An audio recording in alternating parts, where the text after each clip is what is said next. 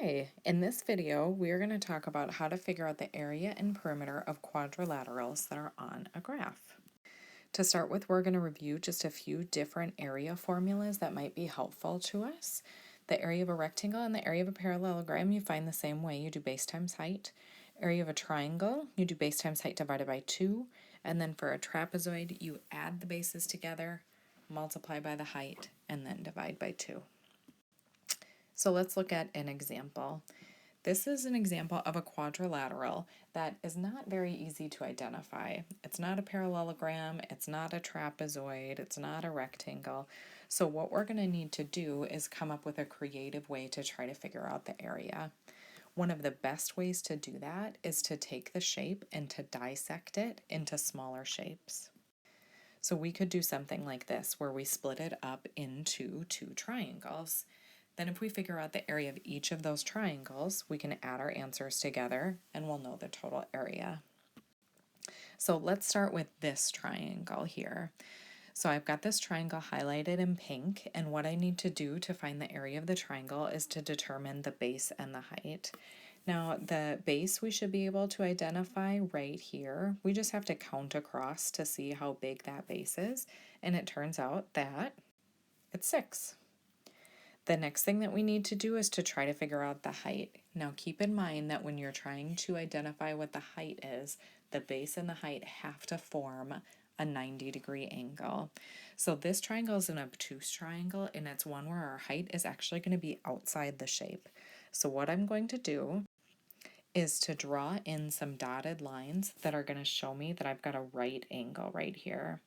And then all I'm going to need to do is to count this side right here to figure out what the height is.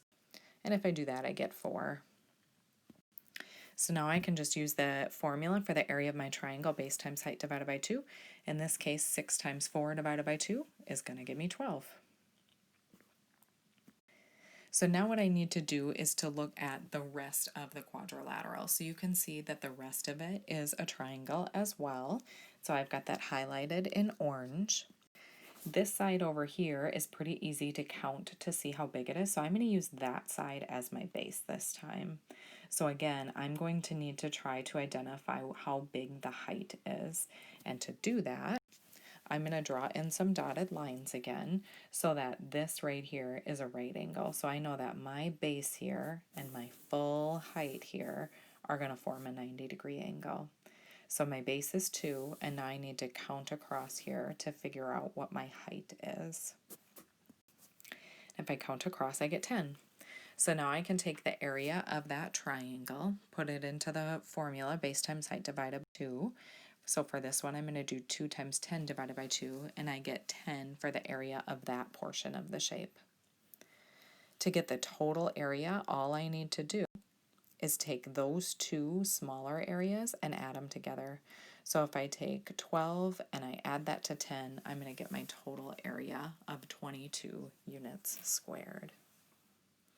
So that's called a dissection, where you take the shape and you dissect it into other shapes that are easier to find the area of, then you just total all of the pieces together. The next thing that I'm going to do is try to figure out the perimeter of my shape. So I've got this same quadrilateral here, and I'm going to try to figure out the perimeter. To find the perimeter, I have to add up all 4 sides together. These 2 sides, again, were pretty easy to identify. We still have this bottom side here that's 6, and then this side over here that's 2. So what I'm going to do next is see if I can figure out how long this side is. Now on a graph, that can be a little bit harder to determine when you've got a diagonal line. If you have a horizontal line like this, or if you have a vertical line like this, you can just count. But for a diagonal line, what we're going to need to do is utilize some of our triangle tools. And the best one for this is going to be to use Pythagorean theorem. So I'm just going to count those sides there, 4 and 4.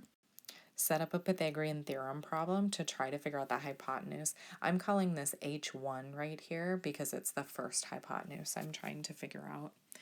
So if I use my calculator, do 4 squared plus 4 squared equals my hypotenuse squared, I can calculate that hypotenuse to be 5.66. So now I've got one side left. I'm going to try to do this side here that I highlighted in orange, and I'm going to use the same process. Since this side is diagonal, I'm not just going to be able to count on the graph to figure out the distance. Instead, I'm going to make myself a right triangle again. Those sides will be easier to count. So I've got a side that's 6 and a side that's 10. And now since this is a right triangle here, I can use Pythagorean theorem to calculate that diagonal side. So this time I'm going to do 6 squared plus 10 squared equals h2 squared. I just use h2 to represent the second hypotenuse. And if I calculate that, I get 11.66. So to wrap things up for my perimeter, I just need to add all 4 sides together. So I listed all 4 sides, combine them together, and I get 25.32 units. Pythagorean theorem can be a really helpful tool when you're trying to find the perimeter on a graph, because Pythagorean theorem is going to help you figure out any diagonal or any slanted sides. Again, if you've got a horizontal side like this, or if you've got a vertical side like this, you can just count. But anytime you've got a slanted or diagonal side, you're going to need to use Pythagorean theorem.